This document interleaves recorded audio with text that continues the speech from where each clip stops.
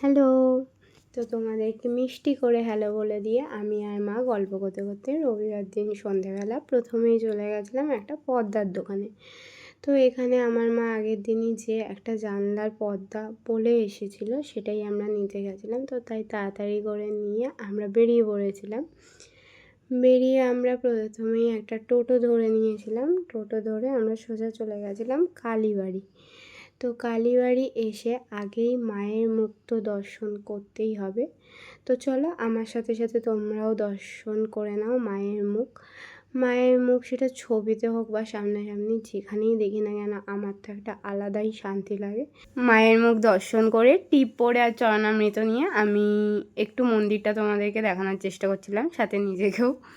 তো যাই হোক, তারপরে আমি মন্দিরে যে আরও মহাদেবের মূর্তি আছে তো সেইগুলো প্রত্যেকটা মূর্তি এক এক করে দর্শন করে নিচ্ছিলাম। এখানে মহাদেবের মূর্তি আছে, তো এর পাশে কীর্তন হচ্ছিল, তার পাশে রাধাকৃষ্ণের মূর্তি আছে। এরকমভাবেই পুরো মন্দিরটা আমি নিজেও ঘুরলাম, তোমাদেরকেও একটু দেখানোর চেষ্টা করলাম। মন্দিরটা এত সুন্দর যে যখনই আমি আসি না কেন আমার মনটা ভালো হয়ে যায়, যতই মন খারাপ থাকুক। আমি তো প্রায় সন্ধেবেলা এখানে এলেই এই মন্দিরে আসি।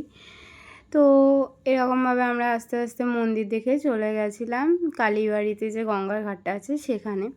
তো এখানে অন্যদিন এসে আমরা বসেও থাকি, কিন্তু সেদিন এত ভিড় ছিল, এরকম ভিড় সচরাচর মানে কোনো অনুষ্ঠান ছাড়া আমি দেখিনি। এই গঙ্গার ঘাটটা না অনেকটাই বড়, তাই আমরা অন্যদিন এসে বসি, কিন্তু ভিড় আর গরমের ঠেলায় সেদিন আমি বসিনি। তো যাই হোক, গঙ্গার ঘাটটা একটু দেখে নিলাম, তাও যে যদি কোথাও বসতে পারি। তো বসতে তো পারলাম না, তাই আর কি বাড়ির দিকেই পা বাড়াই এবার আস্তে আস্তে। তো অন্যদিন বসে খাবারও খাই, সেদিন আর খেতে পারিনি, সোজা বাড়ির দিকে পা বাড়িয়েছিলাম। তো বাড়ি আসার সময় আমি চলে গেছিলাম এই বিরিয়ানির দোকানটাতে। অন্যদিন যখনই এই দোকানটার সামনে দিয়ে যাই ভাবি যে একদিন হলেও বিরিয়ানি নেবো বা এখানে বসে খাবো, কারণ বিরিয়ানির দোকান বুঝতেই পারছো সামনে দিয়ে গেলে এত গন্ধ বেরোয় এখানে। তারপর হচ্ছে গিয়ে ভিড়ও হয়, তো আশা করেছিলাম যে ভালো হবে, সুতরাং সেদিন চলেই গেছিলাম।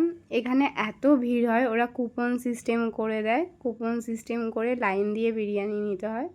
সেই মতো আমিও নিয়েছিলাম, নিয়ে সোজা বাড়ির দিকে চলে এসেছিলাম। তারপরে বাড়ি এসে সেটা খেয়ে আমি শুয়ে পড়েছিলাম। টাটা।